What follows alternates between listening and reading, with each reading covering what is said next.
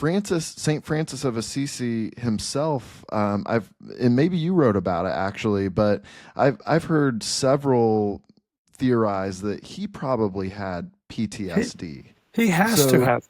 Yeah, he has yeah, to have. can you go a little bit Sure. into that and how a reading of his life, perhaps, and again, we're not being prescriptive here. We're not saying No, like no. That's just this is exactly what you have to do to heal.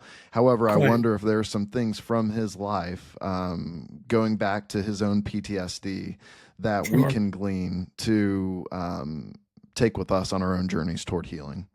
Well, I mean, to me, in reading his story, there's no doubt but that he had to have had PTSD. He was a combat veteran. He was a prisoner of war.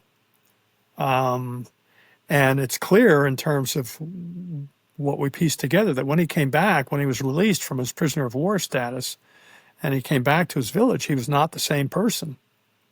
Um, he apparently was described as someone who just was very joyful and outgoing, maybe too much initially, loved to be out in the woods, loved to be out in the fields, and all that changed when he came back. And in fact, he was going back to battle. He was going back to his life as a soldier when he had what 12 steppers would call a spiritual awakening. Okay. And I think obviously at some level he was open to that. As wounded as he was, there was some part of him, maybe it was just a tiny part, that in essence was saying, heal me, Lord, help me. And so when he was going back to battle the second time, he had a spiritual awakening, which changed his life completely, changed the direction of his life completely.